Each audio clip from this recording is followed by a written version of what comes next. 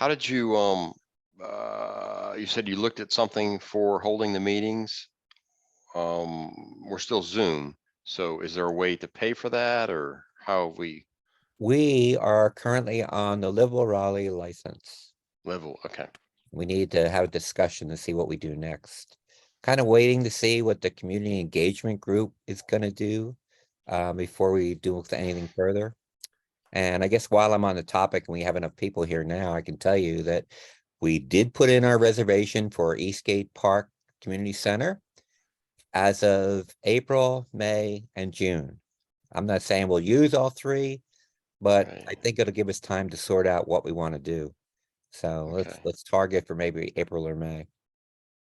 okay, but there's no Wi-Fi there. That's the only. I don't know. I need to stop over there during the day, and I was outside the community center when it was locked, and I know it's not out there. So I don't know if they cut it off when they locked the building up. My Okay, guess is they do. But we'll experiment and find out. well, I can stream it on Instagram. Okay, this be my last choice, but that's okay. Well, it's free. I mean, Mine got hacked so badly, I just took it off my computer. I have a question for Christina. This is Cynthia.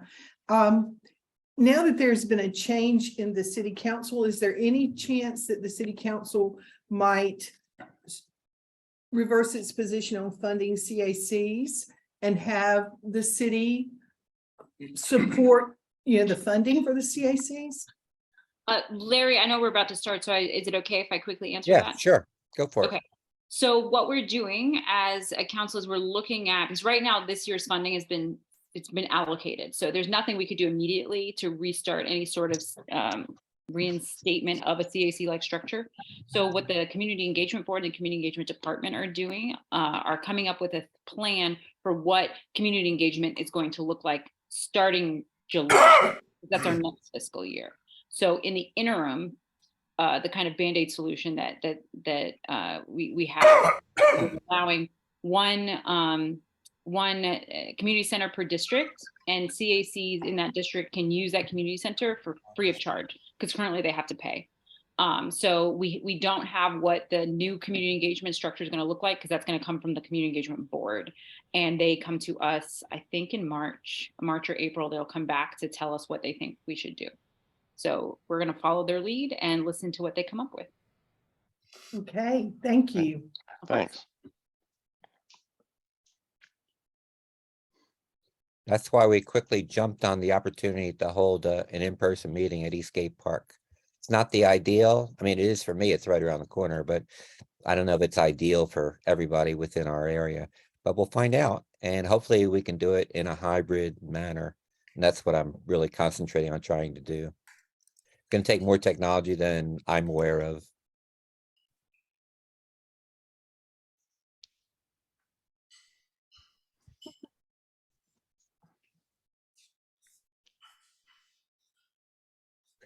All right. I guess we might as well start the meeting. Looks like we do not have a representative from the police. I know I sent them an invitation, but maybe they'll come in while we're going over some other miscellaneous items. First thing I'd like to do is, I hope that you've all received the minutes from the last meeting. They were developed a little late this time, but I tried to get them out to you last night. There shouldn't be anything surprising in it. It's just a copy of the conversation that we had with the presentation on the multimodal bridge. So unless anybody has a particular question about the minutes, maybe somebody can make a motion to accept the minutes. I motion to accept. Okay, I'll second. All okay. right. Is there anybody against the acceptance of the minutes? Hearing none, I assume they pass unanimously. Okay, that takes care of the first order of business. And since I do not yet see anybody from the police department, unless I'm missing them, Is there anybody from the police department out there? No. Okay, well, we'll just carry on a casual conversation. Couple things of note, at least for me, that I think you ought to be aware of. The rezoning of North Hills is, as far as I know, nothing has changed. It is still scheduled for March 7th at City Council for the public hearing. Despite what John Kane said at WRAL that he may pull it, I don't have any indication that that's the case. So I would go on the assumption that it's going to happen on March 7th. It's going to be a very busy public hearing session. There are many cases, both in the afternoon and the evening, but hopefully the Kane rezoning will get its fair share of time, Christina. Other items going on in the area, the rezoning application for the property where the multimodal bridge is going to land.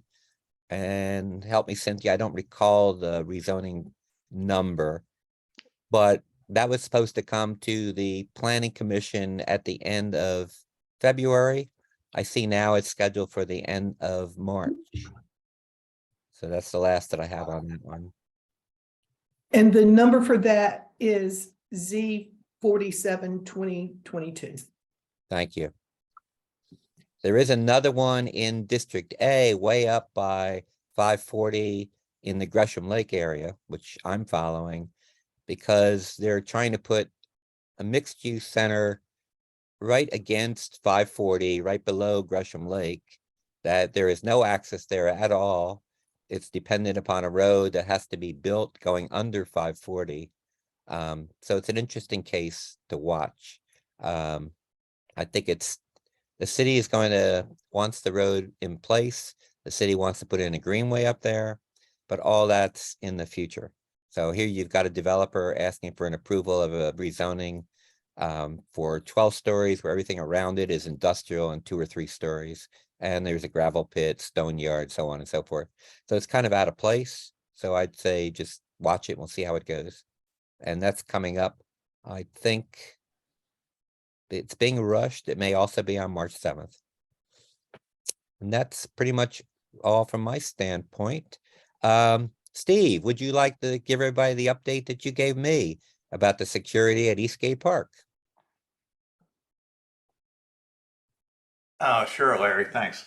Yeah, we did get I got an email from the Parks Director that they will be adding security that includes video at Eastgate Park. I don't have a timeline, but that was based, I guess, well over a year ago under the previous director, that they were going to do an audit of Raleigh parks in terms of needs for security upgrades, and apparently Eastgate did make the break. So so that's good news. I don't have a timeline on that yet, but we all know that part of the issue there, that's a wide open park. There's been no security monitoring there, and so the idea that they're going to be adding video security is obviously a positive. Mhm. And we did That's just get the great. streetlights fixed as well, so the park should be better lit now than it was before. It definitely is. I noticed that when I was driving past the other night, that it was so well lit that it was definitely noticeable. Terrific. We're making So, progress. yeah. So has there been any more discussion about a gate there? Because it looked to me like a new 4x4 had been sunk by the entrance. And I was wondering if they were in the process, but then nothing else happened after that. So I don't know. That's something that I have been following. In fact, I advertised again for the caretaker for Eastgate Park. I yeah. don't know if anybody has applied for that position or not, but for those retirees out there, it's easy money to just open up the park and open up the community center when needed. So I'm not pushing you into a job, but it's a paid position. So if you Yeah, want, they up the pay too. Yeah. They up the pay from $9 to $15 an hour. It's Yep. been posted for a long time. So yes, Yeah, it's $15 an hour for the position, and the main job is to open and close the community center for events there, and just make sure everything's clean ahead of time, clean afterwards. The gate there has been an ongoing issue, but the big problem there is somebody open and close it, Yeah, at those They- hours. And even if they did get a caretaker, part of the problem there is going to be the hours are weird anyway, because I guess it opens at 8 technically, but you got the tennis courts there that are open, I think, until like 10. So it's long. a bit of a challenge. yeah.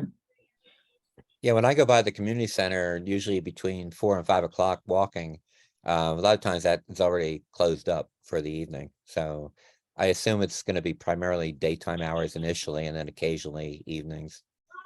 Yeah. Well, I hope the lighting and the cameras and everything else really deter the activity that was going on in the parking lot. I hope it does.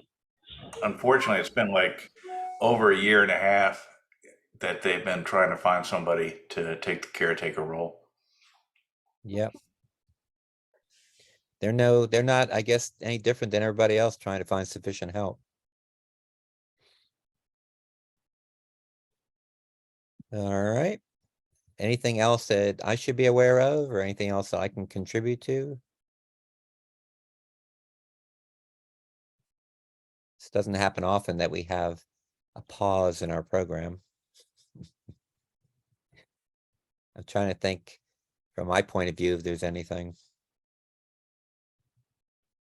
I don't think so. There's an open budget survey still out there.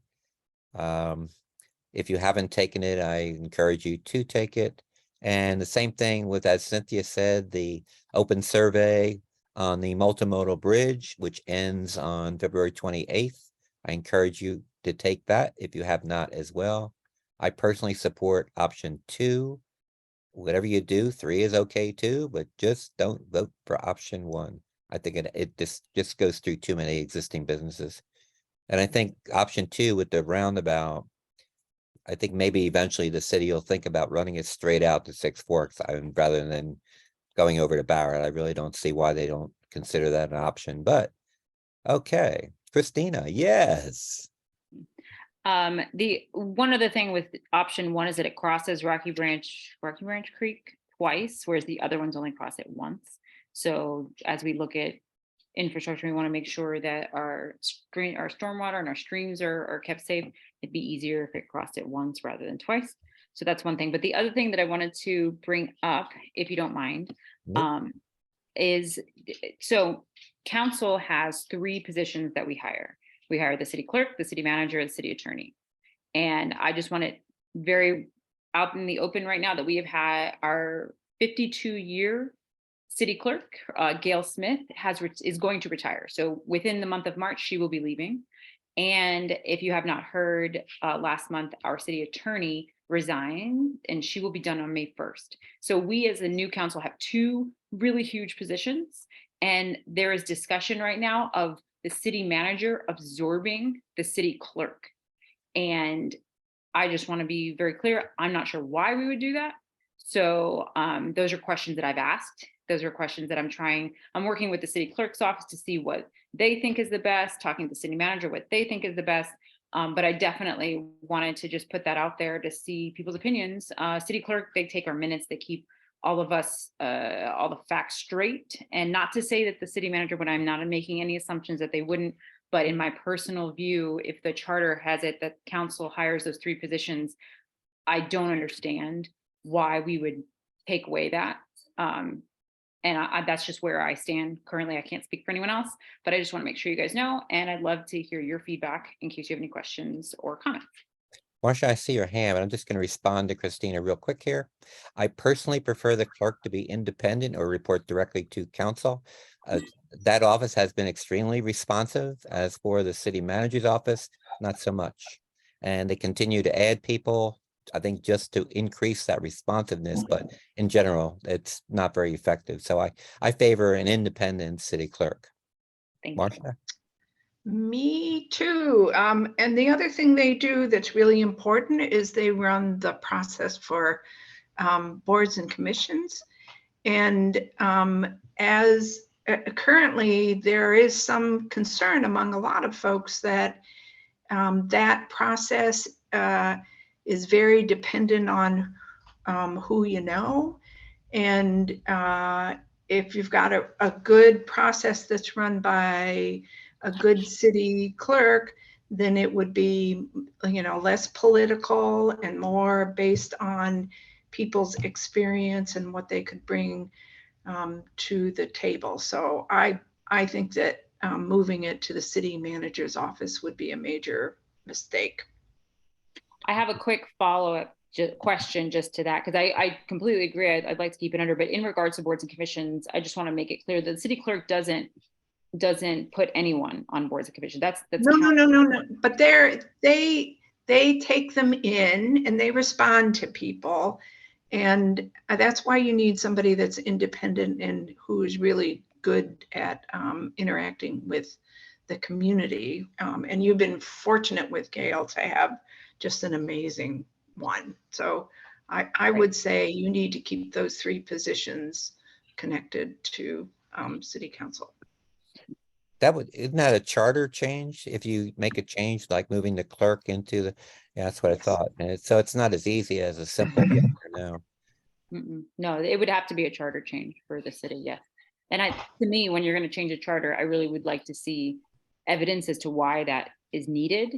So those are the questions that I'll be asking. Like, I need that proved, because the concerns, and I'll let you know what the concerns have been as to why this possibility is out there. And that's because there was some hesitation with technology. That's what I've been told, that it's been a kind of slow process in getting that a little bit more technologically friendly. But my response was, yeah, but that's the person, not the position. So Sure. you could always hire somebody that is more in tune with technology, but taking our ability to hire that is those are two different those. And I'd like to keep it focused on the position and what they bring to the city. So that's where I stand. And those are the questions that you'll hear me asking as we go through this process. I will be also asking a lot of questions about the city attorney position, because again, to be fair, we haven't gone through this many times. You know, the last time we got a city clerk was 52 years ago. And we got Robin maybe 6 years ago, but before that, it was 42 years before we ever changed a city attorney, because that's how long our city attorney was there. So these are not processes that have been like tried and true, and you just are really good at them. We're new to all of this, and then you have a new council. So I wouldn't expect perfection by any means. And it's going to be a lot of questions. So just be ready for that. We got two major positions that we need to fill fairly quickly, you know, to make sure that we're running properly. So I just wanted that to go out there so you know what's going on. Is there anybody out there in the audience that has a comment they'd like to add? I would love to comment on the city clerk. In 2020, when I needed to make comments on a public hearing process while we were involved in COVID, I felt very comfortable talking directly to the city clerk. She answered my questions. She was very kind. She was very gracious. It was almost Christmas time. She talked to me about cooking her collards. She was delightful to deal with.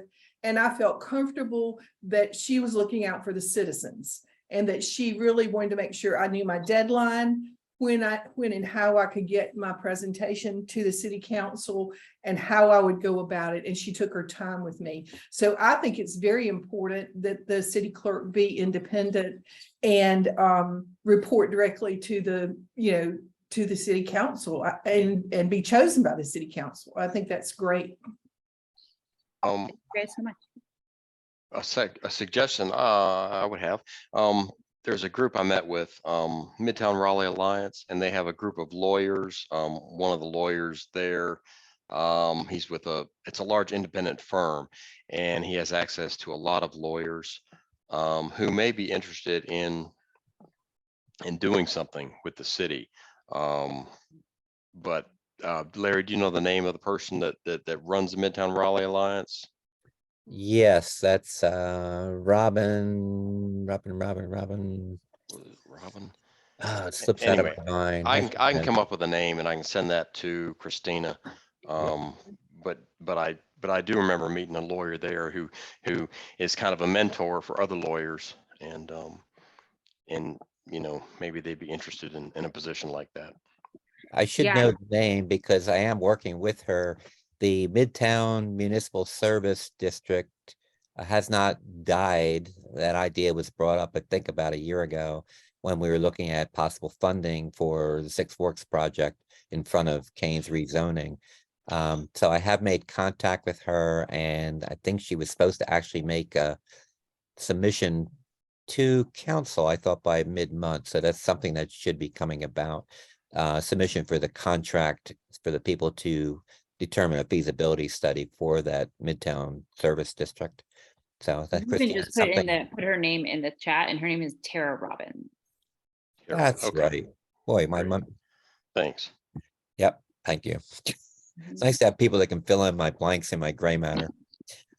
And just on the point of the city attorney one more time, last time they did this very large, like headhunter, they hired a firm to then go out.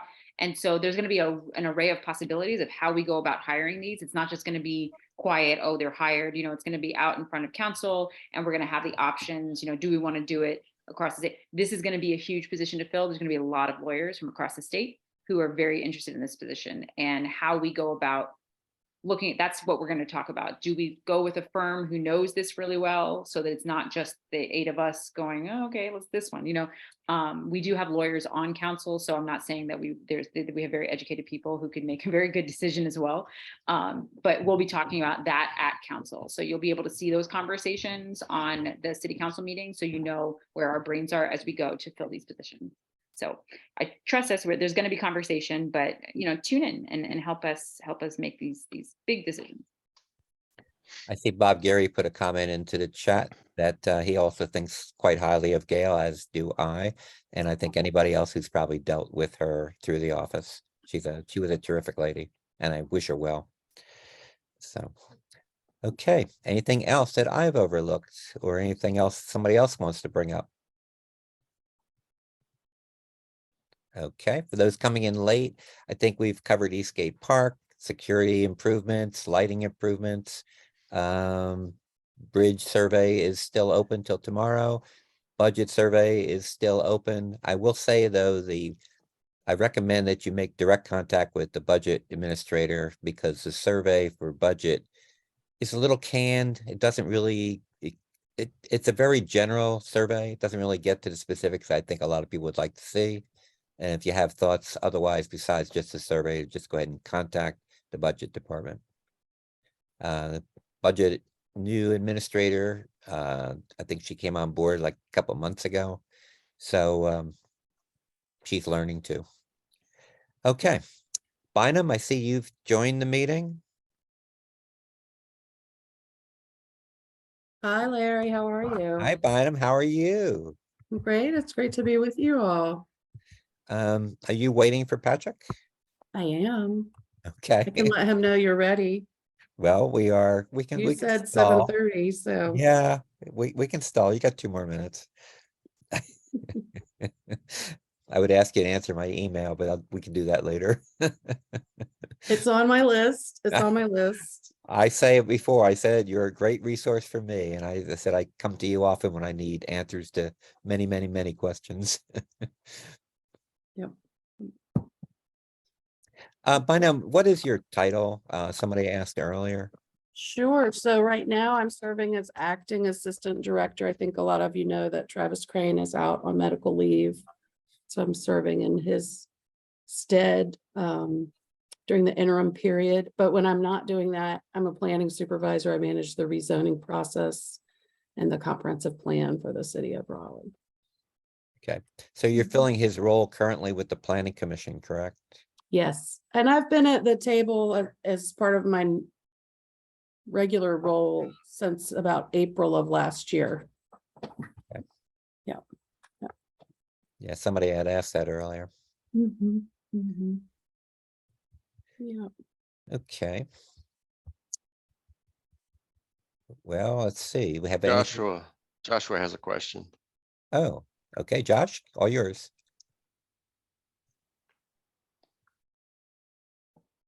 Are you muted? You're muted. Mm-hmm. Can you hear me now? We can. Yeah, this is some message is kind of for Christina. All this, the budget survey that's going out there that they're encouraging us to fill out and with give potential drawings for gift cards and stuff. Are y'all getting access to that in real-time data? Sorry. I mean, I was on mute. So we had a presentation and I also attended those budget work sessions, and you get a very high level. I still haven't received the, I haven't asked. So let me be clear about that. I'm going to ask for the actual budget so that I can see and look through it, because I feel like we have these moments where we talk about big ideas and we don't get into specifics. So this will be my first budget season and I'm trying to be more specific, but no, right now, the one meeting that we had and then the two community budget sessions that I went to seem much more high level and not really in the weeds of what I thought budgeting was. Right. And do you think if you ask, will they give you the actual results of the survey?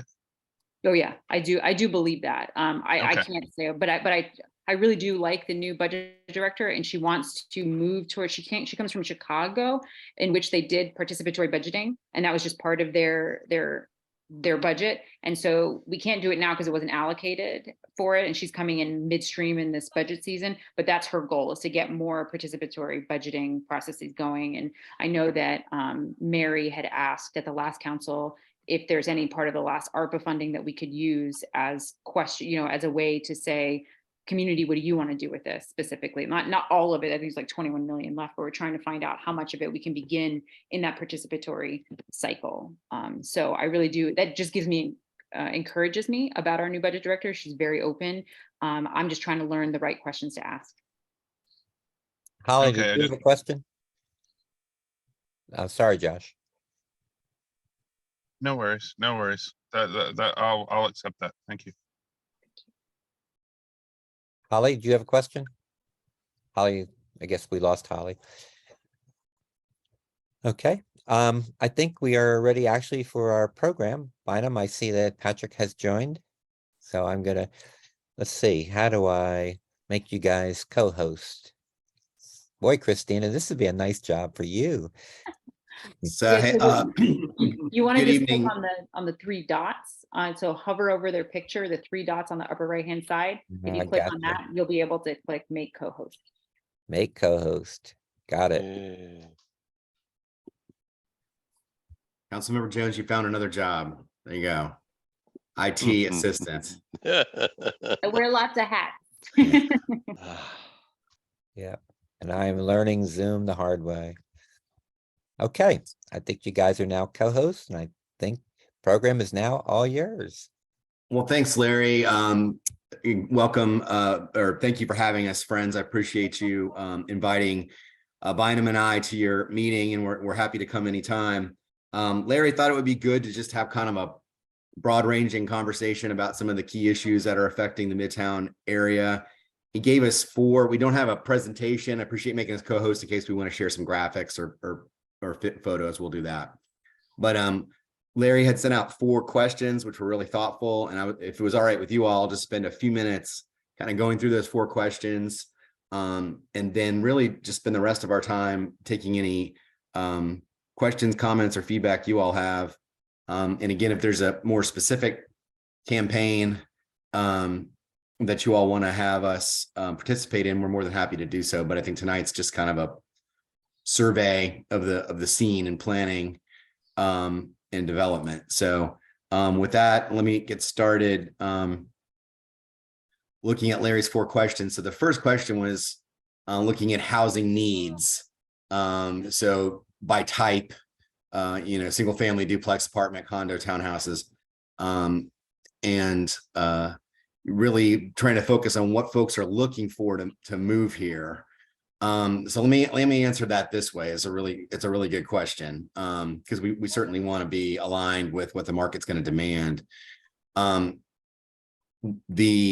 I think you've heard from me before, many of you have, many new residents. The average new resident that moves to Raleigh brings about $10,000 more in income than the average Raleighite, and probably much more than that in wealth. Wealth is harder to measure.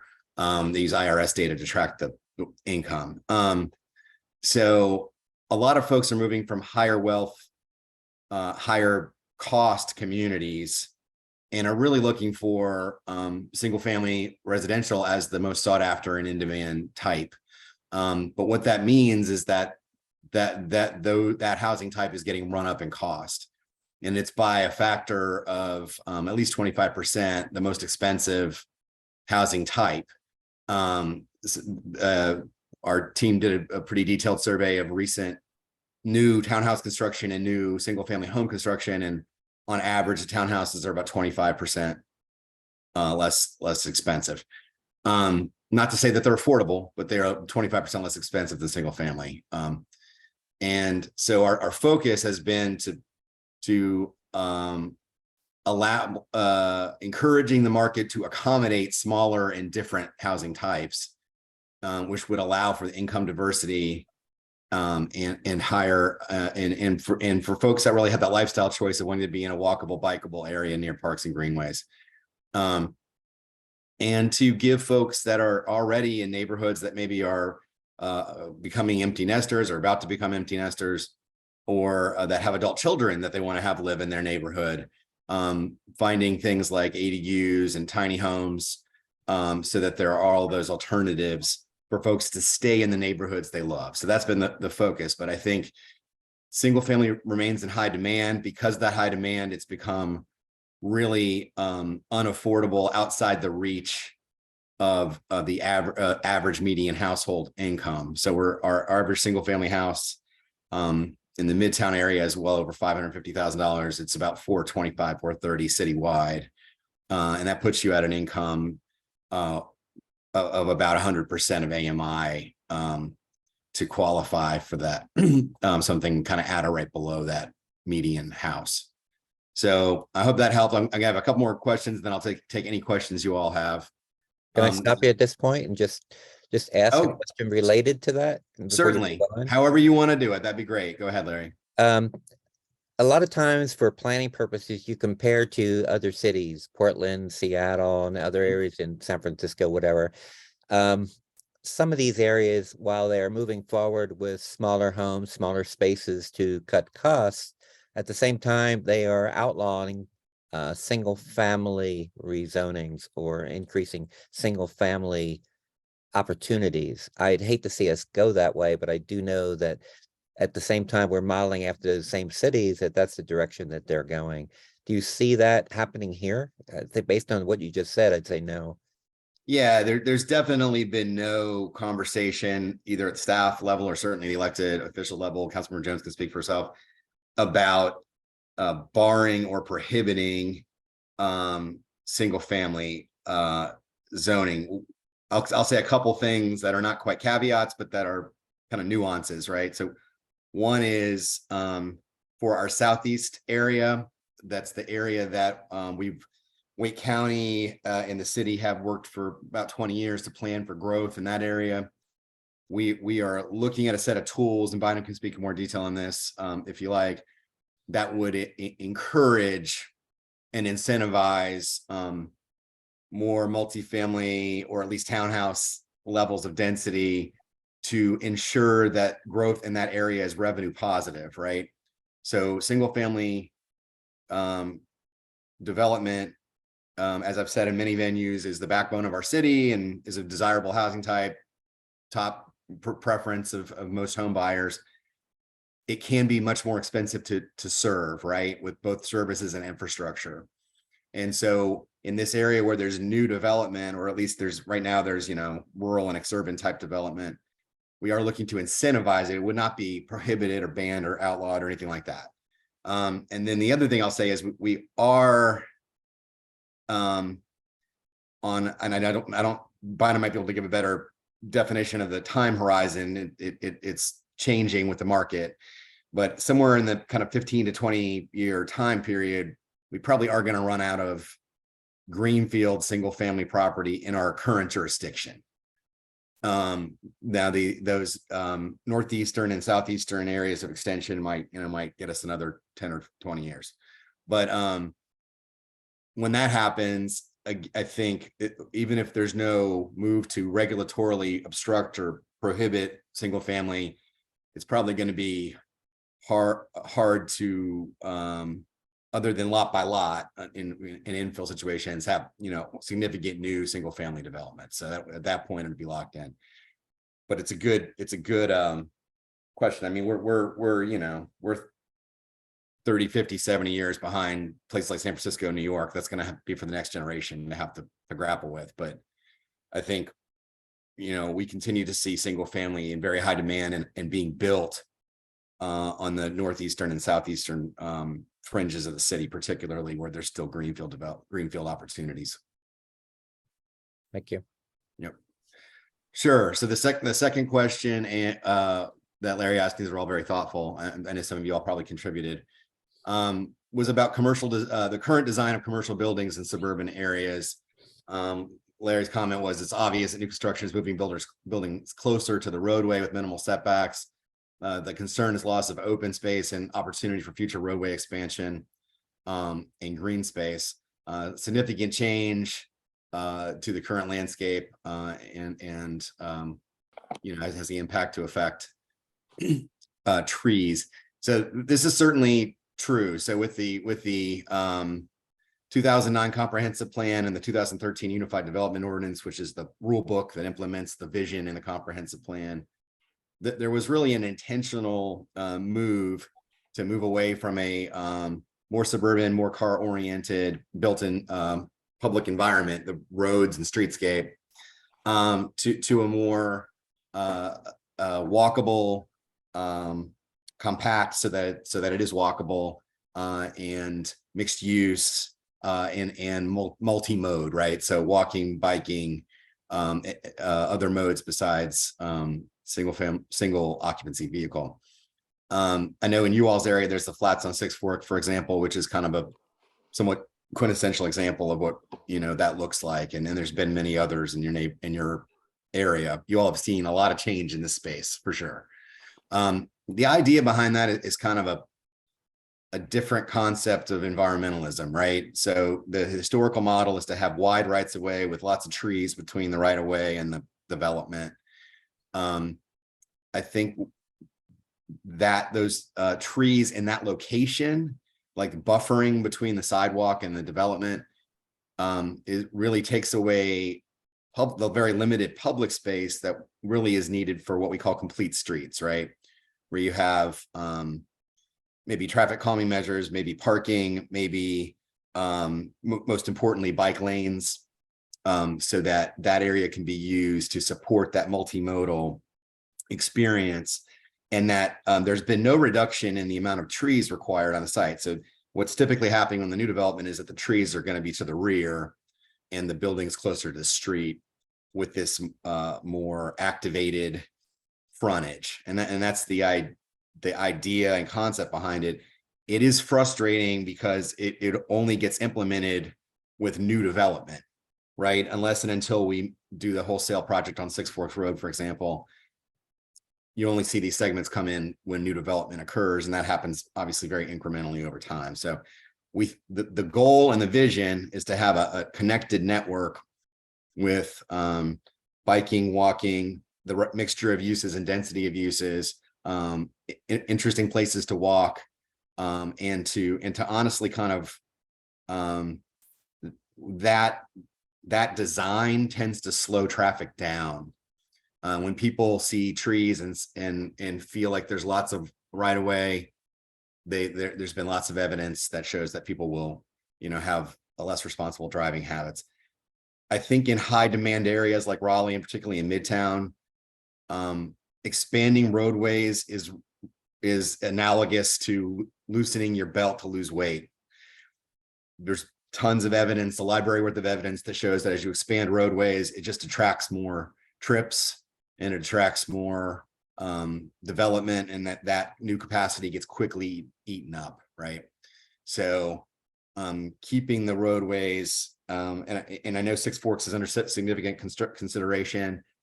It's my judgment and opinion, which could be wrong. This is up to future councils in this council, that may be the last major roadway expansion that we do. I think we've got to look at making the roads more multimodal, more effective, more efficient for buses and other modes. because it's really, we're reaching the limits of what we could do independent of the built form with roadway widths. When you get to 6 lanes, it really becomes a almost impossible challenge for bikes, walking, or other modes. And Capitol Boulevard, proves that out pretty effectively. So I saw a couple of hands. Shane, do you want to go first? I'm bringing up a couple of questions. Thanks, Patrick, from the chat. There's a question from Marcia,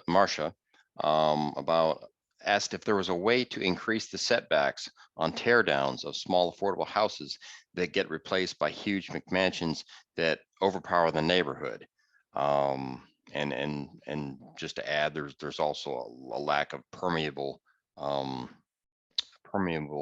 space with that, the tear downs or the McMansions that are coming up on the lots. Yeah, that's a good point, Shane. That's so back in the neighborhoods, right? I think there's a different dynamic. Really, I was referencing major thoroughfares, like Lasser, Miller, Six Forks. There are what's called infill standards. Many of you may be familiar with those. Infill standards are designed to apply setbacks and other bulk and mass restrictions that mirror what's already in place, so that new development fits in the context of old development. Now, of course, we can't currently at least prohibit it from being bigger, because you're right, many of these new builds are very large, much larger than the original neighborhood houses.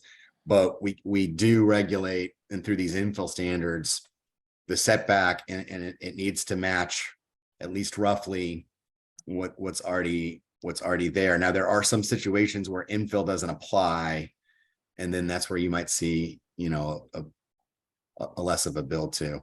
I'll get you some more information on that. And then Bynum, if you could answer some of the questions in the chat. I may not get up to all those while we're talking. I'd appreciate it. Thank you. Whitney, and then Josh. So my question is, as far as bicycling and buses, and if you've got this, even trains, what percentage of traffic in general could you expect in the future for that to eliminate all, in the way of cars? Yeah, it's a great question. I really don't think with the growth that we're seeing that you're going to see the overall volume of vehicles decrease. I think what you'll see is that the geeky term in planning and transportation is called mode shift, which means that you'll get a higher percentage of folks using bus, their 2 feet or bike. And so right now, we're in all of the roadway, major thoroughfares and minor thoroughfares in Midtown, we're well over 90% vehicular. If we could get that down to 85 or 80, there's not specific goals for that to my knowledge, unless Bynum, unless you want to correct me on that. But I think by making it more, and the bottom line is tons of evidence from both Raleigh and elsewhere that when you make an area safer and more attractive to bike or walk, more people bike and walk, and so we'll get a higher share. I think the idea, and this is a bigger conversation that we'll probably need a whole separate meeting for, the idea that there'll be free flowing traffic like there was in the 70s or 80s is just not feasible. We have to have a new mindset about how traffic works and just make it more attractive to take other modes besides single occupancy vehicles, and have enough. The term of art now, the term of it's really kind of a trendy term. It's got lots of names over the years, but it's a 15-minute city, where basically anything you would need to do in your daily life, dry cleaning, cup of coffee, somewhere for your kids to go, is within a 15-minute walk. That's the aspiration of activity centers like Midtown. I hope I answered your question, or at least most of it. Josh, go ahead. Yeah, thanks, Patrick. Can you hear me? Yes, sir. Okay. when it comes to these urban corridors and we're talking about taking out the trees, somebody had mentioned in the chat earlier about urban heat islands, which are definitely a concern, are when we're doing the rezonings as city staff and city council going after requiring green roofs and window tinting to make sure that we're not increasing the urban heat islands in the city. That's a great question as well. Yeah, so the urban heat island effect is definitely real. Where you don't see trees, you have significant variations in temperature upward, sometimes 5-10 degrees, which can make a difference on certain health conditions and other things. So it's a big deal. Right now, what we're doing is we're working with our sustainability team. Councilmember Jones just heard a really great presentation from them on our CAP, our Community Climate Action Plan goals. A lot of those goals pertain to land use, as well they should. You know, a lion's share of our energy use is directly related to land use, rather than transportation, although that's a lot too. And we are working with that team to try to identify kind of a list of requirements and then a list of incentives that would be potential zoning conditions, as you suggested, that would incorporate this whole suite of measures. We also are looking to find any way we can to enhance our tree protection standards. We do have some significant limitations in law on what we can do in that space, but we are looking to hopefully bring council some enhancements in that area. So it's kind of a all of the above strategy. And it's certainly something that both our new council members and that staff are encouraging applicants to consider. Can I add to that, Pat? Please do, Bynum. So all of our zoning, all the analysis of rezoning cases considers average lot size and also unit size. So while trees are one measure of environmental sustainability, another measure is the efficiency of the buildings in our community. So smaller units and units in where you have more than one unit in a structure, whether it's a duplex, townhouses, apartments, are more efficient, right? You have less building skin per unit, which means you have less energy loss, more efficient heating and cooling all around. And so one of the things we're looking at is units that use less land because it takes pressure off that greenfield, those greenfield areas to our southeast and northeast. As Pat noted, we have limited greenfield opportunity. And so making the most of the land that's already developed in Raleigh is another way to consider sustainability, environmental, energy, also social equity issues. And then the other thing we're looking at is, so looking at how much land a unit requires in relationship to average lot size in Raleigh, and also looking at smaller units, more energy efficient units. So the CCAP recognizes that a lot of our the majority of our energy use is actually coming from buildings in Raleigh. And so everything we can do to reduce that also matters in managing that heat island effect. Thanks, Bynum. That's a great point. Alan?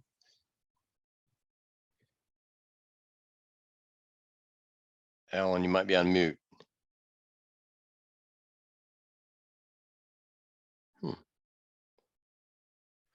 Sorry about that. I have it on my TV and my laptop, so I had to get to the right screen.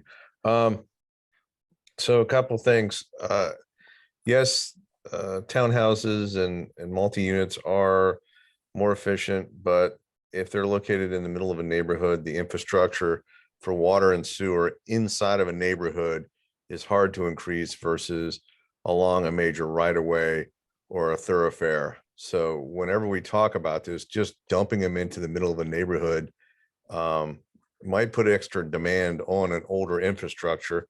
So maybe we have to switch all the 6-inch water lines out for 8-inch water lines and run them all the way into the brand new townhouses, which are in the middle of a neighborhood. Or you could locate them on a corridor where maybe we could, due to upcoming things, we could increase the infrastructure along a corridor. So every time we decide to throw all these multi-units deeper into a neighborhood and not have any zoning and not have any graduated zoning and just randomly throw them in, we're putting a burden on our water and sewer in that area. So I just, let's think a little bit more about the infrastructure behind it. Suddenly we put in, 50 or 60 townhomes right in the middle of a neighborhood in little clumps of 8 apiece or something like that. Now where you had 5 or 10 houses, you now have 50 or 80 houses, and that's in the middle of a neighborhood, and you got to run all that water and sewer in and out. So a little bit of planning where we actually think about where we're going. I mean, just you're allowed to put them anywhere. I think the city really needs to think about allowing to put anywhere in a single family neighborhood. So that's my one comment. And while I have the mic, I have to ask about planning group. I thought in the comprehensive plan and everything we do whenever we approve buildings or site plans or whatever, the last thing we want is the Eastern European parking decks. So it's a gray block with vent holes in it facing the street. I thought that was outlawed in the comprehensive plan, and yet the brand new Ironworks development has just that.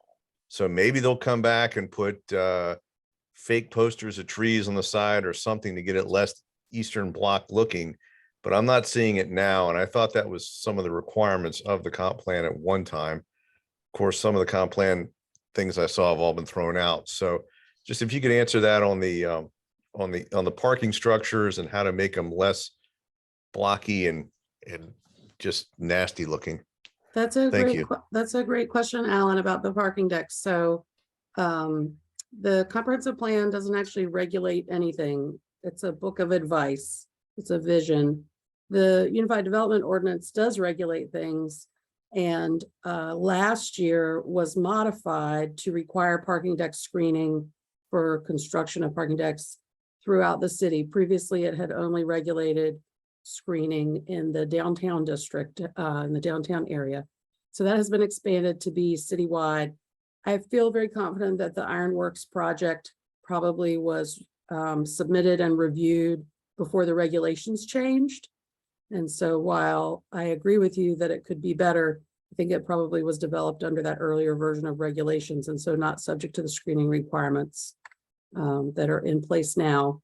And that we worked with the Urban Design Center, they're a group within the city, as well as with designers, builders in the community, to develop a set of regulations that was practical from a financial perspective, and also achieved the aesthetic outcome that everybody was looking for.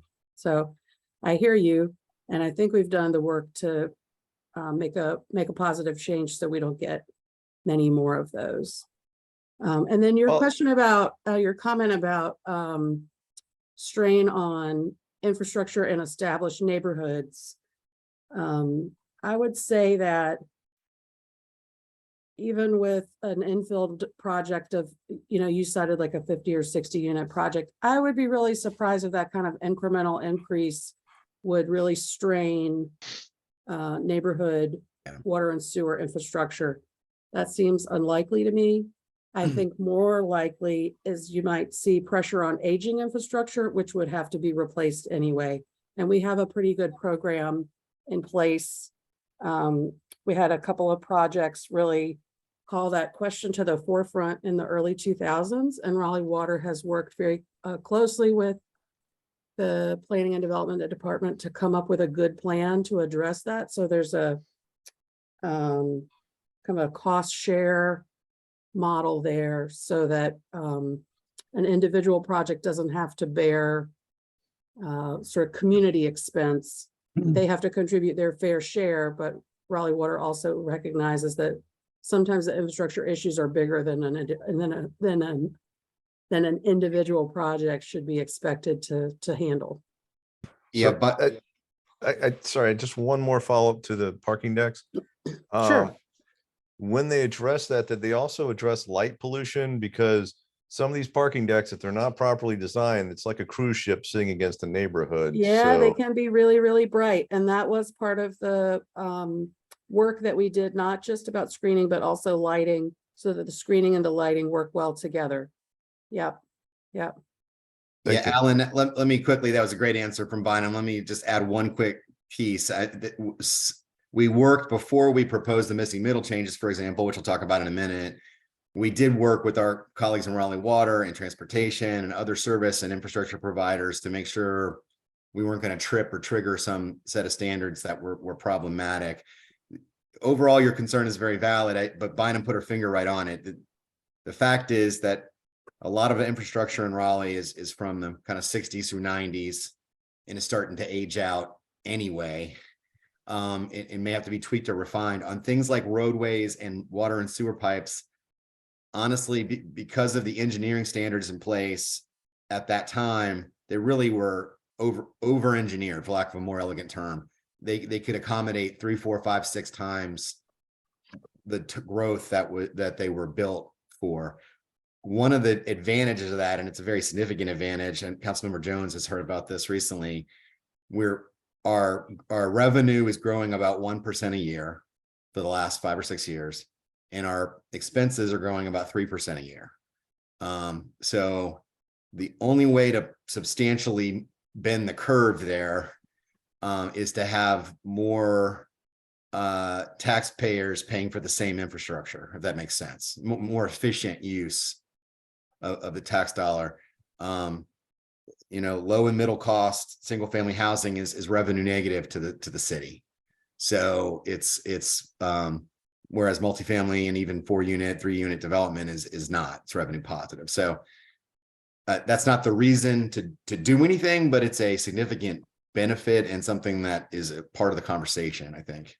So I just wanted to add that to Bynum's earlier answer. David and then Josh. Hey, thank you. So I guess real quick, your points about road and revenue both go back to some of the lessons and that are always preached in strongtowns.org. But one of the questions I have is it doesn't seem like we provide context when we have these conversations. I know in 2018, we were roughly 480,000 people, and we were looking at growing by 200,000 over a 20-year period.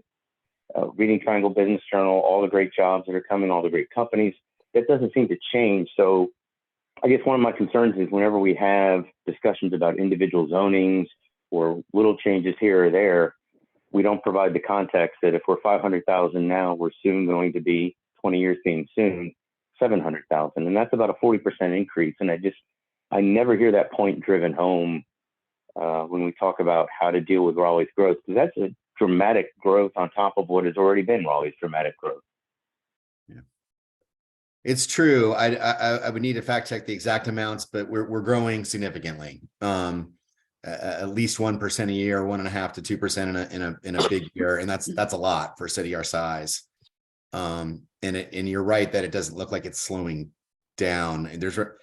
Honestly, there's really nothing we could do to slow it down because the fundamental features that make our city so beautiful and attractive are kind of baked in, right? Stable economic situation, great education, great weather, great opportunities, great communities, great places to raise kids. So yeah, and I'm not even advocating to stop it. I'm just advocating that we should remind people when they're like, oh, we need to not have this and not have that you're just not, the prices aren't going to get lower by building less. Well, I think the only choice we really have, and we do have this choice, is do we take measures to try to have more growth within Raleigh, or will more growth occur at the periphery, Johnston County, Granville, Chatham, places like that have less infrastructure and that are going to be more reliant on the transportation network. So that's fundamentally, as a region, that's the choice we have. And I think there are just tremendous benefits. I've tried to mention several of them to having a larger share of that growth in Raleigh than out in the periphery. Thanks, David. Josh, go ahead. Yeah, my concern is 15-minute walkable cities are good, but how do we keep Raleigh from turning into a playground for the wealthy and leaving the people that actually do the work in the city out? Because just like trickle down housing doesn't work, because we have more people moving in to where it's building more houses isn't going to push down the prices of existing housing, or at least it hasn't now. How do we build a city and plan a city in regards to transportation and housing that make sure that people that work in the city can still afford to live in the city. Because if I'm using my tax money to make it a better place for the wealthy people that will come and replace me, I'm much less likely to want to spend said tax money. And in addition to that, I think that I mean, it's really important to ensure that we, you know, that we're not pushing people out as fast as we can, or making it incentives to have people out. I personally don't have a problem against growth or density, as long as people that it's not like luxury density or that kind of stuff, because like, you know, we need to have people that work in the city in order to maintain the city. And I guess, I mean, and the other thing I was going to say is at some point, will the city prioritize housing over parks, or is it going to be continue very, very pro park? Because right now the parks budget is a whole lot better than you know, it's bigger than the housing budget. So like I think it's important that we do that, because I mean, it's nice to envision a city that's a utopia, but if the people that live here now can't stay live in it, it doesn't really help us. Over. Sorry. Yeah, Josh, the to your second point about parks versus affordable housing, that's, you know, strictly a policy decision. That's at this council and future council's purview in terms of relative priority and focus. There's conversations going on. This council has been really supportive. Again, Councilmember Jones can speak for herself, of housing, and is looking for every opportunity to deliver affordable housing. I put a link in the chat to a book called Capital City, which is really great, by an author named Sam Stein, that kind of, I think, expands on the premise that Josh is making here about how, you know, when we decided 400 years ago to make housing a capital good, a market good, in markets, scarcity is allocated on price. And as long as there's people willing to pay these higher prices, it's going to push out people who have less economic resources. And it's a tragedy, because housing should be a human right. This is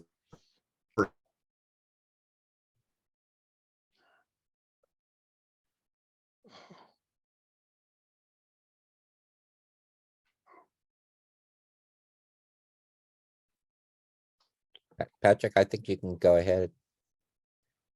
He's Looks like Pat's frozen. frozen. Yeah, it's Boo. technology. Yeah, it's great when it works, right? Well, I appreciate you, Bynum, answering the questions that are coming up in chat. Well, yeah. Yeah, can I go back to this That'd be question about from great. Alan about stormwater and runoff with larger single family and multifamily. So the development regulations right now, any new impervious surface that's generated by development is regulated to a standard that it can't make the runoff situation worse. So one of you mentioned Ironworks earlier. That site is basically 100% impervious. And so any development there, there's not a big improvement that gets made in stormwater management there, but a lot that, because, and it all happened before we really had much stormwater regulation in Raleigh, right? Those are pretty new regulations. But redevelopment where there's relatively low impervious, any new impervious would be subject to those standards. And so we have a lot of regulatory leverage to improve the stormwater runoff situation with generally with infill and redevelopment otherwise. That Ironworks site is kind of remarkable. I gotta mute, I'm gonna cough, sorry. I'm so sorry, y'all. I don't know what happened. I got booted off. I guess Larry got sick of me and kicked me off the meeting, right? Wasn't me. No. I'm teasing. I it must have been my network. I apologize. I don't know how much of that you heard. Josh is asking a good question about, how do we keep the city affordable? Our tools are really limited, right? I put a link to a great book called Capital City that really develops Josh's point about how we treat housing like a market product or a market good. And in market goods, scarcity is allocated by price. And as long as there's folks willing to pay more, it pushes out folks of lower means. And it's a really unfortunate way to handle something that should be really a human right and that everybody needs to have access to. But 92% of housing in Raleigh and in most places in the country is market only. About 8% is done through federal housing, public housing, or social housing of various kinds, or tax credit programs where there's a set rent. So I think the best thing we can do is be very intentional when we make public investments, and when we have significant zoning changes, that does accelerate demand. I think what I want to emphasize is demand is already high, right? And in my opinion, doing nothing is the most inequitable thing. And if you don't believe me, go spend a couple days in Chapel Hill. Go look hunt for a single family house in Chapel Hill where they don't allow you to do anything without a very substantial discretionary process. Zoning doesn't really cause this issue, but zoning can accelerate it if it's very high intensity zoning, or if we make major public investments without mitigating impacts. So I think what we've really focused on in the planning department is what we call stabilization planning, which is where if we're going to make big investments, we have a modest, I think it's 1.5 million, Bynum, is that right? A public project community support fund, where we can work with neighborhoods to make sure that existing residents take advantage and get the benefit of new growth and change. Now, when those existing residents are renters, it's really hard to do, right? Because they don't have agency and control over whether that housing gets converted. And so I think another piece of this puzzle is, home ownership, so that folks have an ownership stake. Communities that where there's higher rates of home ownership will stay more intact typically. So I hope that answers your question. It's a good question. Cynthia, go ahead. Hello, I have a procedural question. I don't know if this is the right time for it, but my question is about how the city decides the criteria for a rezoning case to be placed on the agenda for the Planning Commission Committee of the Whole. For example, I'm following a specific rezoning case now. It's Z47 2022, and it's been placed on the March 28, 2023 Committee of the Whole agenda rather than going straight to the Planning Commission. Could you address that? Sure. So the Planning Commission bylaws require that a case that is inconsistent with the future land use map and inconsistent with the comprehensive plan overall be reviewed by the Committee of the Whole rather than the Planning Commission. And so that case, I can't remember you just said the number, I think, and I can't even remember it. I'm sorry. The computer drive case is going to Committee of the Whole because preliminary staff analysis suggests that it will be inconsistent with the future land use map and the 2030 comprehensive plan. And so rather than putting that on a Planning Commission agenda for referral to Committee of the Whole, we take those cases straight to Committee of the Whole. Now there are, in all cases with those two characteristics, inconsistent with future land use map and inconsistent with 2030 comprehensive plan, go straight to Committee of the Whole. The commission can refer any item to the committee that they feel needs more discussion, deeper discussion. But their bylaws specify that cases with those particular characteristics go straight to Committee of the Whole for discussion. Yep. Can they move then to the Planning Commission if it's recommended that they get a full review from the Planning Commission? Well, the Committee of the Whole is all members of the Planning Commission. So that's the last step. Basically, that's everybody, basically. That's everybody. And so, but the Committee of the Whole, it's a Robert's Rules of Order concept. It's a committee of the entire body, but the meetings are not as formal. So, Planning Commission they limit comment to 8 minutes per side.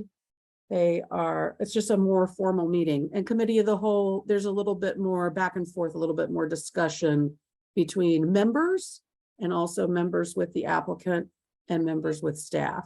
So it just allows for a different kind of discussion. Just a quick question here, because I hear the new counselors asking all the time why they get so many rezoning cases.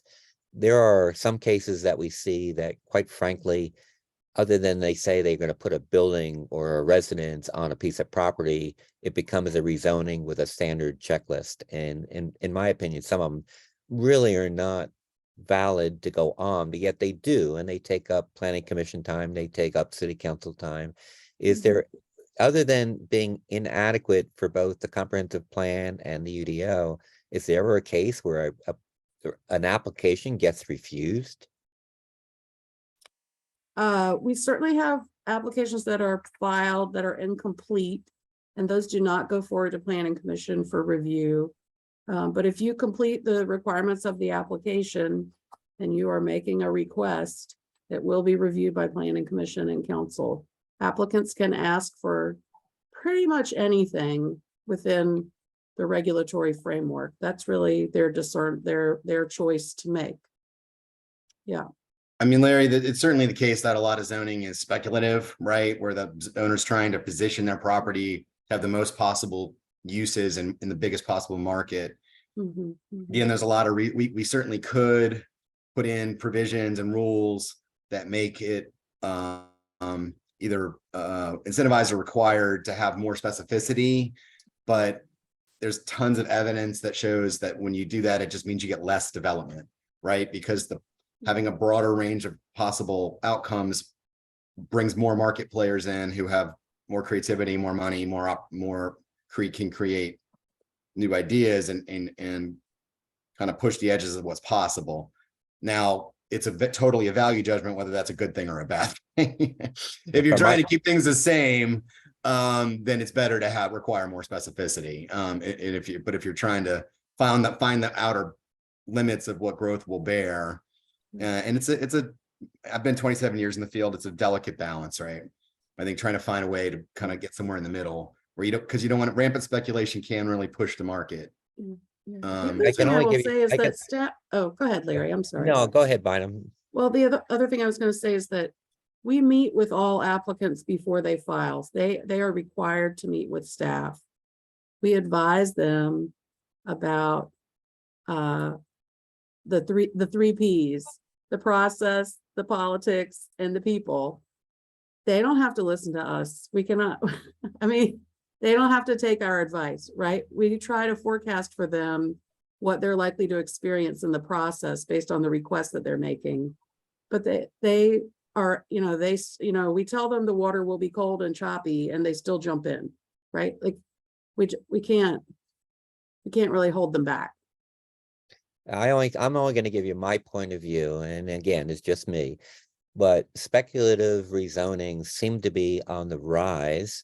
And I see them come up in front of the planning commission, and the checklist approach just isn't working. It's so generic that, again, I think any applicant can just say they're going to add more housing and it'll go right through, because the generic checklist just doesn't address enough detail, specifically in the areas of stormwater, accessibility. I mean, they just are pieces of property in the middle of nowhere, and they just move right through the process. So I would like to see a little further examination of ways to reduce speculative rezoning and be a little more specific up front. And I think that would save some of the work when it gets to council, because the work will have been done. Sorry about that. Cynthia? I have a follow-up question on my procedural question. So after this rezoning goes to the committee of the whole, after they hear it, will they then send it back to the planning commission? Is that the order? Yes, ma'am. All the planning commission committees report back out to planning. They report back to the full commission. It'll appear on the agenda as a report of commission item. It can be discussed more by the full commission if they desire. A lot of times we see items come out of committee with no recommendation, they've had some conversation with the applicant, offered some direction or suggestions, and it comes back with no recommendation. If the applicant has maybe indicated they intend to revise their request. And so that might get discussed further at the planning commission before they make their recommendation to council. And Bynum, that's very helpful. You also referred to the bylaws. I've looked on the website for the planning commission and I found something called rules of procedure, but I can't find the bylaws on the website. Well, I may be using bylaws colloquially. They may in fact be rules of procedure. That would be the same document I'm referring to. I'll see if I can find the link. I'll put that in the chat. Oh, that would be great. So are you able to address as to this specific zoning Z47-2022, what it is about its inconsistency with the land use map or the comp plan on why it is going to the committee of the whole? Well, it's inconsistent with both. And no, ma'am, I can't tell you off the top of my head why it is. I can't cite those policies for you right now about why it's inconsistent with the comprehensive plan overall. And typically, that information is published, the Thursday before the week of the meeting. We try to publish on Thursday all the agendas for the following week. And that's when that information would be shared with the applicant and also with the community. Okay, thank you very much. Of course. It is called rules of procedure. I said bylaws, but it is rules of procedure. Well, you know, you're using it's on the website like that too. Yeah. You know, so I think you're picking up what's out there in the lingo on the website. Okay, I just want to make sure it's looking at the right document. Thank you. Yes, ma'am. So Josh, I see your hand. Larry, there was one more area you wanted me to cover. Yeah, mind if I do that real quick and then I'd like you to do that and then we can come back to Josh's question. Yeah, I'll be quick. The area was in the missing middle engagement and kind of next steps. We did just complete that engagement. It was from mid-January till last Saturday, the 25th was the last one, District C. Many of you attended and thank you for coming out. We had good attendance. We had about 300 neighbors come out. The folks were on average older, wider, wealthier, and more homeowners than our community at large, but there was a much better balance than there has been traditionally in a lot of these planning engagements. And it was a really great conversations at every meeting, got some really rich feedback. People who don't normally talk to each other. And I think we're going to be able to provide council with a really rich tapestry of thoughtful comments. I was really impressed with the thoughtfulness and seriousness and insight and care that folks brought to those meetings. So we are coming back to council on March 21st, which is a work session, so 11:30 a.m. We're going to bring a 20-30 page report that's got all the comments and all the feedbacks from all 6 meetings, kind of unabridged, right? Some are questions. We have some staff responses that'll be included with that. We'll also have a summary of all of that we will provide for council in a short presentation.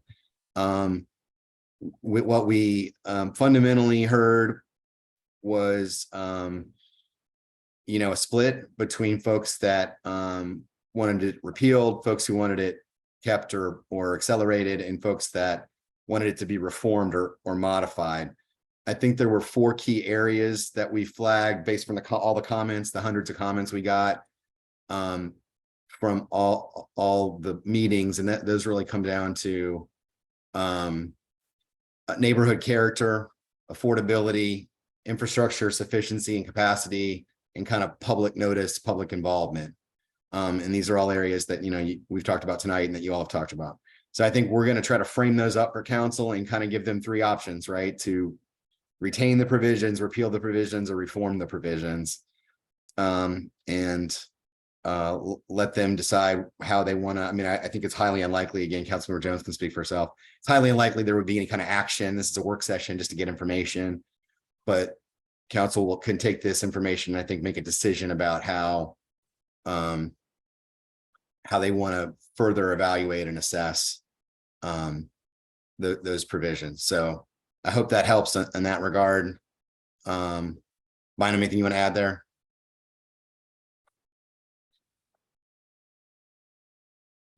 Go ahead, Josh. Okay, my other question is, y'all were planning, right? What do we do? What can we do to prevent situations where the planning board votes unanimously against a rezoning and the city council will hear the fact that the planning commission votes unanimously against a rezoning? And is there a way that we, other than just voting them out, to hold them accountable? Is there any, I mean, what's the point of a planning commission if if politically appointed people can just blow off all y'all's work? And I'm obviously Yeah. referring to downtown South, but is there Sure. any way that if there is a situation where the planning board votes unanimously against something to trigger extra study before they approve it, or can they just So run roughshod over y'all? it's a good question, Josh. I think it's at least possible. We need to check with our attorneys, but they probably could add some provisions like that. There's not anything like that in law now. Let me give you my kind of perspective, if you don't mind. There's three parties, right, that all are advisory to council, because council is the final decision maker. Planning commission is strictly advisory, staff is strictly advisory, and of course, public opinion. So those are the three venues. We as staff try to take a completely neutral, professionally informed, evidence-based view, and we are advocates for adopted policy, right? So if there's an adopted policy, we'll make sure that council's aware of it. The planning commission has a similar charge, but I think they also have the charge of incorporating public sentiment. So I kind of put them in the middle, and then there's the public at large. And so between those three perspectives, I think council gets a really good and thoughtful opportunity to make a good decision. And I appreciate your point that maybe it doesn't look or feel like that sometimes, but I think the system is pretty effective in getting good results most of the time. But we'll certainly take that advisement. All right, anything else for us? I've got to go in about 5 or 10 minutes. I've got a quick one for you. I really appreciate, Patrick, you're being here and Bynum being here. It's terrific for us. But one quick question or comment. First, I wanted to respond to, you said single family homes are income negative. In Midtown, I'd say that that's not true. I think it's not true in Midtown because the values are so high. Correct. But So because when lower value, even though we desperately need lower value housing, is revenue negative. Right. So it brings me back to the next point of that. If missing middle is going to be judged for how successful it's going to become, and I'm not sure how it'll be modified, maybe applied a little differently. How are you monitoring the metrics for it? How do you judge without, watching permits or watching resales? How are you going to judge the quality of missing middle and whether it's been successful and needs to be altered in the future, or perhaps just needs to go a different direction? Yeah, that's a really good question. And it's really an important one, right? We want to, the intent of this is that these provisions modestly, gently, and incrementally allow neighborhoods to evolve rather than wholesale change in neighborhoods. So if that starts to happen, we've missed the mark and need to consider recommending to council some changes. So the prior council did not set specific metrics for this. We're going to bring information on March 21st that gives a very detailed accounting of all the approvals that have been made since these provisions were adopted in 2021 to 2022, and give council that opportunity to try to set some benchmarks or goals.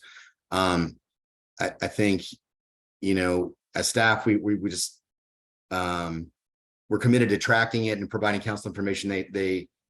There's no easy or objective answer to what's the right amount. I think that the right amount in our professional opinion is allowing neighborhoods to grow and evolve and accommodate new residents, but without completely undermining or adversely impacting the character. And that's a very delicate balance, razor's edge. I'd say that's our strongest point as well. Yeah. Good question. Anything further? Anything else? We appreciate the opportunity to come out. Sorry, Larry, I didn't mean to step on your toes. All right. We really appreciate the opportunity to speak to you all. We'll anytime, as long as we don't have any significant conflicts, we'll come join you anytime. Just let us know. Patrick, I enjoyed having you as our guest. It was terrific. You didn't have to have anything thanks formal. I'm sorry. Thanks to Bynum as well. Bynum's really our subject matter expert and an incredible asset and teammate, and is our serving as our acting assistant director while our Travis Crane has had a long-term illness, as you may have heard. Well, thank you for coming out and answering all the questions. Of course, we appreciate y'all. Look forward to continuing the conversation. Good to see y'all tonight. Thank you. Good night. Okay. I guess Patrick and Bynum have signed off. Alan? Alan, your hand's up.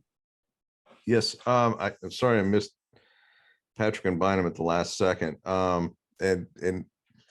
question, I guess, to them, and next time we talk to them, is pedestrian plan on development.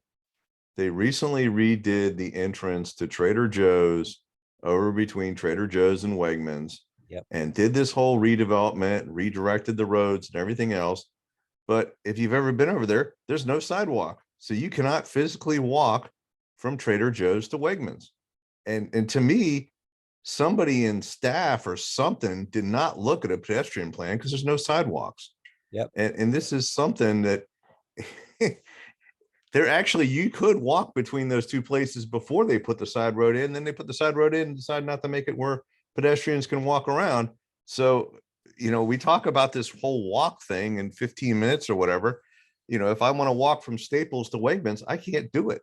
I get to walk on the roadway, which is hilarious to me on a brand new development. And this is something that we have to really keep an eye out. And I'm going to start going back to the BPAC and talk to them some more, make sure they understand that, 8-9 years ago, we had talked about pedestrian plans on development, especially bigger developments.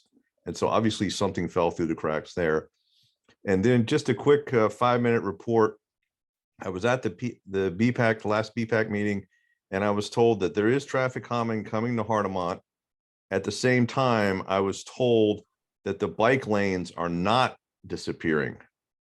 So whatever structures are put in, the bike lanes will still be there to allow for access back and forth through that particular corridor. So versus the original traffic calming plan said, take all the bike lanes out, put all the bump outs everywhere, do all the work, and then there's no more bike lanes. And I kind of went to the BPAC meeting and said, so we're going to go negative bike lanes this year.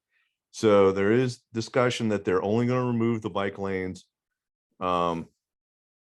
in specific areas, such as they're putting a roundabout at the Quail Hollow Drive and Hardemont intersection. And then they're doing some bump out stuff, I believe, at the Wingate intersection. So they're doing a little bit of traffic calming at those intersections versus just totally taking the stuff away. So just that's an update for the local neighbors. Alan, Thanks that again for your plan, time, guys. Alan, that plan is different from the last plan that I saw. It sounds like we need to get an update. I saw the roundabout was further down the road where Wingate was. And then I didn't think there was any other roundabout. So this is a change to me. But I was also going to tell you. I think there always was a roundabout at Quail Hollow. Maybe there were two. I don't know. I thought there was one further down. What I was also going to tell you, this may complicate it even more because I sent a note to Stormwater because Quail Hollow and Hardemont are both scheduled to have green streets. And I can't see them going ahead with traffic calming. This has been raised before. If eventually they're going to turn right around and make it a green street with the bump outs for catching the stormwater. It seems to me it should be a coordinated effort. And I'm still waiting to hear back about that one. Yeah, I mean, I think we can ask the traffic calming guru about, what they'll do about water retention. And then the other thing is that coming up to the BPAC in the recent days there's discussion about how to make Quail Hollow's excess asphalt, because you guys know how huge Quail Hollow is. Quail Hollow's excess asphalt into making it an on-street greenway? How do we separate traffic? Because there is money in the budget for planning for a greenway that quote unquote goes up Big Branch. And the way it's going to go up Big Branch, which is the creek that goes parallel to Quail Hollow, is to have it on Quail Hollow Drive. So they are coming back with the cross-section plans and some of the draft ideas. And as soon as I find out that they exist, I will definitely get somebody to come and talk to the meeting and present it to the neighbors of what the future Quail Hollow will look like. That'd be great, because I've asked that same question. The bridge meeting was a very good meeting for me because I talked to the Greenway people. And I'm waiting to get a decision on where that Greenway will access our neighborhood. Now, I suspect it'll be Quail Hollow Drive, but I'm really not sure myself because I've seen two plans. I've seen one coming up through the DeWitt Carolinas project, and I've seen another one coming along the back road and coming through Kane's property to connect to Quail Hollow. So I'm, as you, I'm waiting to see what the next development is. And there is money in the budget. See, that's the difference between that and the bridge. There's absolutely no money in the budget for the bridge. I thought it was a great public outreach and everything was wonderful about it, but unless we suddenly get a benefactor that's going to donate, what was it, 26 million or some amount of money, that bridge is not going to happen. And then you talk about this Midtown tax plan. It's the same thing. I guess the Midtown tax plan would kick some money into the bridge. I don't know. So when I hear some more, I'll keep my ear to the ground, listening for what they're going to do with Quail Hollow, and then the final Hardemont plan. I'll see if I can't get something for as being the transportation advisor on the CAC here. Yeah, that'd be So, great, Alan. thanks all the again, way guys. around. Yeah. Okay. Anybody have anything else?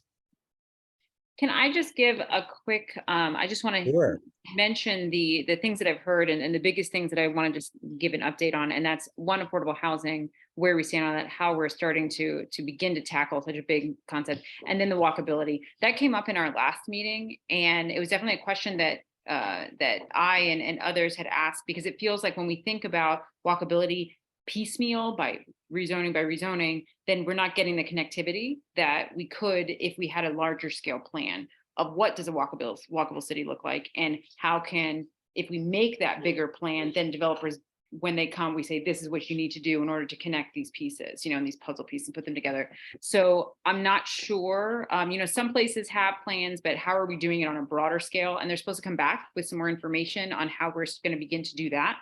Because it was specifically talking about the ironworks and all of that's surrounding that. So that is something we brought up to ask. We don't have any answers fully, but that's for walkability.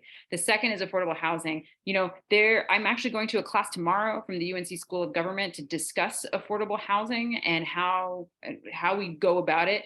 I will say, being on council, it's not like we get this is what we do and how you talk to developers and what they want. And they pretty much just sit there and they're like, what do you want?